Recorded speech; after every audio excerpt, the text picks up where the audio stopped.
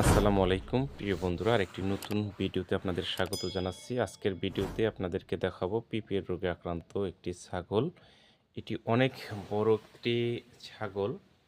বর্তমান বাজার মূল্য প্রায় ১২ থেকে ১৫,০০০ টাকা হবে। প্রতিবার কিন্তু ৩ থেকে ৫টি করে বাচ্চা হয়।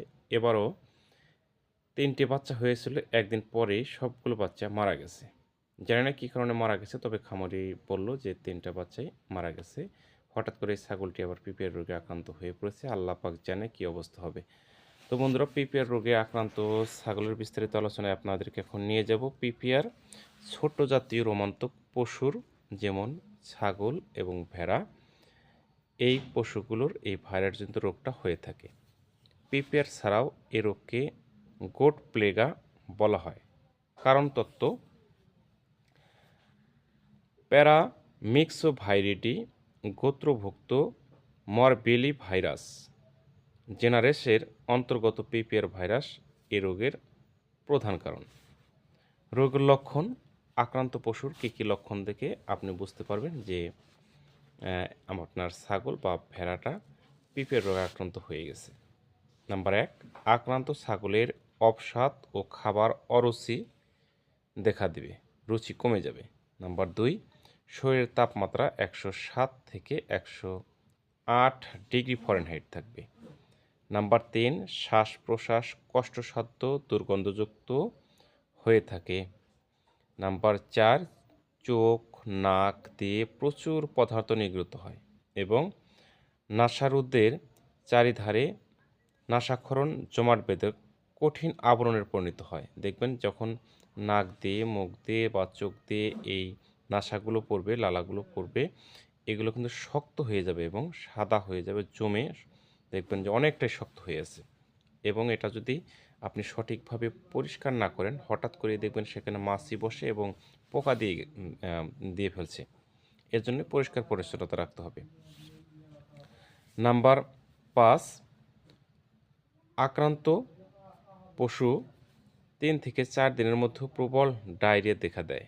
দেখুন প্রচুর পাতলা পায়খানা করছে এবং রক্ত মিশ্রিত পায়খানা করে। গর্ভবতী পশুর গর্ভপাত ঘটে থাকে। দেখবেন যেগুলো ছাগি বা ভেড়ি আছে, এইগুলো গর্ভবতী সময় যদি পিপিআর রোগে আক্রান্ত হয়, তীব্র মাত্রায় দেখবেন হঠাৎ করে বাচ্চা অবসান হয়ে গেছে, বাচ্চা পড়ে গেছে। তো নাম্বার ৬, আক্রান্ত পশু ৪ থেকে ৫ দিনের মধ্যেই নাক ও চোখ থেকে মিউকোপোলেন্ট পদার্থ নির্গত হয় এবং পরবর্তীতে ডিহাইড্রেশন, কাশি, শ্বাসকষ্ট হয়ে ৭ থেকে ১০ দিনের মধ্যে পশু মারা যায়। প্রতিরোধের একমাত্র উপায় হলো সুস্থ ছাগল ভেড়াকে আপনার পৃথক করতে হবে এবং সম্পূর্ণ সুস্থ অবস্থায় পিপিআর রোগের ভ্যাকসিন দিতে হবে। চিকিৎসা কীভাবে দেবেন? এই রোগের চিকিৎসার কথা যদি বলি আপনাদেরকে, সবচেয়ে ভালো হয় জেন্টামাইসিন সালফেট গ্রুপের যে ইঞ্জেকশনগুলো আছে, এই ইঞ্জেকশন দিয়ে চিকিৎসা করবেন। তবে গর্ভবতী হলে সেটা ভিন্ন কথা, তখন সেপ্টেক্সজন দিতে পারেন বা আপনার নিকটস্থ একজন পশু চিকিৎসক বা পশু হাসপাতালে গিয়ে স্যারদের পরামর্শক্রমে চিকিৎসা দিতে পারেন।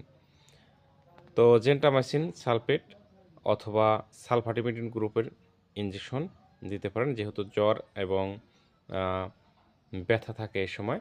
তো জ্বর ব্যথানাশক ইঞ্জেকশন মেলোবেট, আর গর্ভস্রাবের ক্ষেত্রে টলফানিমিক অ্যাসিড গ্রুপের ইঞ্জেকশন দিবেন, সাথে অ্যান্টিহিস্টামিক ইঞ্জেকশন কমপক্ষে ৫ দিন পরপর কন্টিনিউ করতে হবে। যে রোগের তীব্রতা অনুযায়ী চিকিৎসার মেয়াদ বাড়ানো যেতে পারে এবং যদি কমে যায় তাহলে অবশ্যই আপনার নিকটস্থ অভিজ্ঞ পশু চিকিৎসক অথবা আপনার নিকটস্থ উপজেলা পশু হাসপাতালে গিয়ে স্যারদের সাথে পরামর্শক্রমে চিকিৎসা বন্ধ করতে হবে।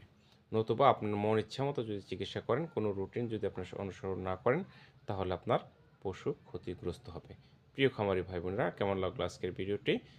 অবশ্যই কমেন্ট বক্সে জানাবেন। আমি প্রতিনিয়ত চেষ্টা করি যতটুকু পারি আপনাদেরকে নতুন নতুন কিছু তথ্য দেওয়ার জন্য। যদি ভালো লাগে অবশ্যই কমেন্ট বক্সে জানাবেন। আমার চ্যানেলে নতুন হয়ে থাকলে চ্যানেলটি সাবস্ক্রাইব করে দেবেন। সবার আগে নতুন নতুন ভিডিও পেতে পাশে থাকা বেল আইকনটি বাজিয়ে দেবেন। আর হ্যাঁ, অবশ্যই আপনার খামারের সুস্থতার জন্য নিয়মিত কীটনাশক ওষুধ খাওয়াবেন। অসুস্থ হলে সাথে সাথেই সুস্থ পশু থেকে আলাদা রেখে চিকিৎসার ব্যবস্থা করবেন এবং